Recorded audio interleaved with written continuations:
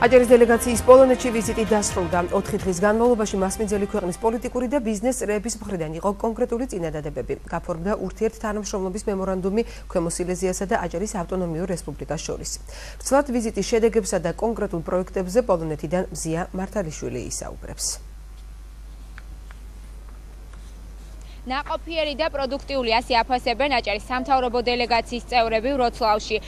ვიზიტს მხარეების განცხადებით ყველაზე მნიშვნელოვანი ნაბიჯი, რომელიც ამ ვიზიტის ფარგლებში გადაიდგა, უკავშირდება გუშინ ქვემო სილეზიასა და აჭარის რეგიონს შორის გაფორმებულ ურთიერთთანამშრომლობის მემორანდუმს. არჩილ ხაბაძის განცხადებით, პოლონურმა მხარემ დიდი ინტერესი გამოთქვა, რომ ქართული პროდუქცია გამოჩნდეს პოლონურ ბაზარზე. ამ შემთხვევაში საუბარია კონკრეტულად ქართულ ციტრუსსა და ჩაიზე და მთავრობის მეთაურის განცხადებით საექსპორტო პროდუქციის პირველი ნიმუში რამდენიმე თვეში გამოიგზავნება პოლონეთში და მოლაპარაკებები უფრო აქტიურ ფაზაში გადავა. მოლაპარაკებების კიდევ ერთი მნიშვნელოვანი დეტალი იყო ვროცლავის საერთაშორისო აეროპორტიდან ბათუმის მიმართულებით პირდაპირ ავიარეისების დანიშვნა.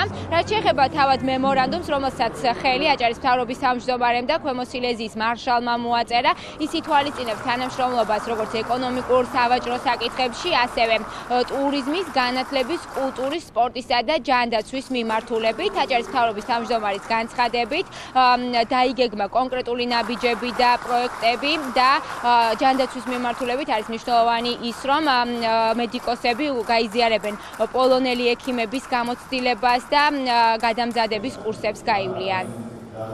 ჩვენი ჩაის მეწარმეების ჩაის წარმოებლების ნიმუშებს გადმოგზავნით აუცილებლად მოხდება მათი ასე ვთქვათ შემოწმება, გადახედვა და სამომავლოდ ეს კონტაქტიც საინტერესო იქნება ევროკავშირის ერთ-ერთი წარმატებული ქვეყანაა პოლონეთი და შესაბამისად ამ ბაზრის ასე ვთქვათ ამ ბაზარზე შემოსვლა ჩვენთვის ძალიან მნიშვნელოვანია. ყველაზე პერსპექტიულად მიმაჩნია ციტრუსის ევროპაში გატანის აი ამ გზის გავლით, ანუ პირველი პროდუქციის გატანა ხედავ შესაძლებლობას, რომ ესე იგი პოლონეთში გავიტანოთ. ამასთანავე არის უზარმაზარი რესურსი ტურიზმის მიმართულებით. იმ შემთხვევაში თუ როსლავი ბათუმის საჰაერო რეისი გადაწყვეტა იქნება შესაძლებელი, ვფიქრობ, რომ 3 მილიონ ნახევრიანი რეგიონის მოსახლეობის პოტენციალი ბათუმის მიმართულებით და საქართველოს მიმართულებით არ იქნება ცუდი შედეგი. ვიზიტის ფარგლებში შედგა ვროცლავი ბათუმი ბიზნეს ფორუმი, რომელსაც სამთავრობო წრეებისა და ბიზნეს სექტორის წარმომადგენლები ესწრებოდნენ. ფორუმს ესწრებოდა დაახლოებით 60-მდე პოლონელი ბიზნესმენი, მათ ქართველ კოლეგებთან გამართეს ორმხრივი შეხვედრები და დაიგეგმა სამომავლო თანამშრომლობის პროექტები. სამომავლო გეგმები დასახეს და გაიწერა 1 წლის გეგმა უკვე სამთავრობო დონეზე სამინისტროებს შორისაც. სამთავრობო დელეგაციის წევრებმა პოლონურ მხარეს დაინტერესებულ პირებს ამ ფორუმის ფარგლებში გააცნეს რეგიონის საინვესტიციო პოტენციალი, ასევე დაინტერესებული პირები გაეცნენ აჭარის საპრივატიზაციო ობიექტების ნუსხას. დავათვალიერეთ შკლარ-საპორემბოს სათხილამურო კურორტი, რომელიც ძალიან მნიშვნელოვანი არის ჩვენთვის გოდერძის უღელტეხილის განვითარების მიმართულებით. ქონდა შეხვედრები ქალაქის მერთან და შესაბამისად აგვიქვია დახმარება იმ მიმართულებით, რომ მათი გამოცდილება გავიზიაროთ და მოგცენის მიმართულებით გამოცდილებები, რაც მნიშვნელოვანი იქნება კურორტის განვითარების. ვიზიტი იყო ძალიან მნიშვნელოვანი და აღსანიშნავია, რომ პირველი ვიზიტი, რომელიც გავმართეთ ევროკავშირის ქვეყანაში, ძალიან ბევრის მომტანი იქნება ჩვენი რეგიონისთვის. ვიზიტის ფარგლებში გაფორმდა ხელშეკრულებები, როგორც განათლების, ასევე კულტურის მიმართულებით თანამშრომლობის შესახებ. გუშინ მემორანდუმი გაფორმდა ბათუმის დრამატულ თეატრსა და ლეგნიცას თეატრს შორის და ამ მემორანდუმით გათვალისწინებულია ერთობლივი პროექტების განხორციელება. ზაფხულში ბათუმს ეწვევა პოლონელი რეჟისორი, ასევე დაიგეგმა ბათუმის დრამატული თეატრის საგასტროლო ტურნე ქვემო სილეზიის რეგიონში. ორმხრივი შეხვედრები გამართა ბათუმის შოთა რუსთაველის სახელმწიფო სახელმწიფო უნივერსიტეტის რექტორმა და დაიგეგმა გაცვლითი პროგრამები, როგორც სტუდენტების, ასევე ლექტორ მასწავლებლების.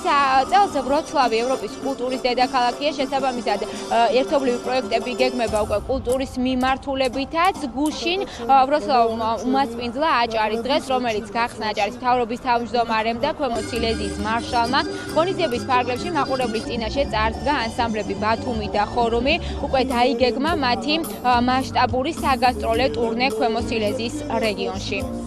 ჩვენც როგორც ჩანს საკმაოდ მომზადებული ვიყავით თემატურად ვიზიტისათვის და საბედნიეროდ პოლონური მხარეც საკმაოდ მზად დახვდა წინააღმდეგობით, შეტევაზებებით. უნდა ვთქვათ, რომ ვიზიტი ერთის მხრივ იყო ძალიან პროდუქტიული და საქმიანი, ამავე დროს თუ კი ვილაპარაკებთ ურთიერთობაზე, იყო კიდევ ერთი წინ გადადგმული ბიჭი. პოლონეთის მხარე იქნება ჩვენი უშუალო და მხურვალე მხარდამჭერი ევროპაში ინტეგრაციის საქმეში.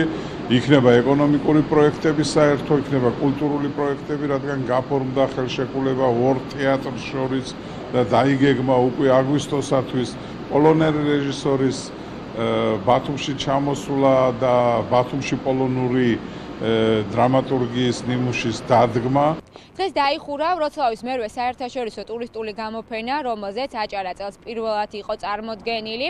ამ გამოფენაზე წარმოდგენილი იყო აჭარის ტურისტული პოტენციალი. როგორც ტურიზმის დეპარტამენტში ამბობენ, პოლონელი ტურისტები რეგიონისთვის ერთ-ერთ მნიშვნელოვან სამიზნე ჯგუფს წარმოადგენენ. შესაბამისად, ვიზიტის ფარგლებში დაიგეგმა სხვადასხვა გამოფენა, ასევე ინფოტურები და გარე და ინტერნეტ რეკლამები. დეპარტამენტი წელს პოლონეთის 4 ქალაქში გეგმავს ტურისტულ გამოფენას. ბოლო 3 წლის განმავლობაში რეგიონს დაახლოებით 40,000-მდე პოლონელი ტურისტი სტუმრობდა. ჩვენ დავგეგმეთ სხვადასხვა მიმართულებით კოორდინირებული მუშაობა ორ რეგიონს შორის. დაიგეგმა მუდმივ რეჟიმში ჩვენს გამოფენაში ტურისტულში და ვროცლავურ გამოფენაში ტურისტულში მონაწილეობა დელეგაციების. დაიგეგმა გაცვლითი ტურები და გაცნობითი ტურები და ასევე დაგეგმვის პროცესია ურთიერთობა გამოცდილების გასვლის კუთხით. ვიზიტის ოფიციალური ნაწილი უკვე დაასრულდა. დღეს დელეგაციის წევრებმა დაათვალიერეს პოლონეთში, კონკრეტულად ვროცლავში ტურისტული ობიექტები. მათ ქალაქის მერი მასპინძლობდა. ისინი გაესაუბრნენ ამ ტურისტული ობიექტების ხელმძღვანელ პირებს და გაეცნენ მათ გამოცდილებას და ხედვებს ტურიზმის განვითარების მიმართულებით. ვიზიტის ფარგლებში უკვე დაიგეგმა აჭარაში ქვემო სილეზიის ხელისუფლების წარმომადგენელი პირების საპასუხო ვიზიტი და ამ ვიზიტის ფარგლებში იმ წინადადებების და პროექტების უფრო დეტალური განხილვა მოხდება, რომელზეც საუბარი იყო ვროცლავში ამ 4 დღის განმავლობაში.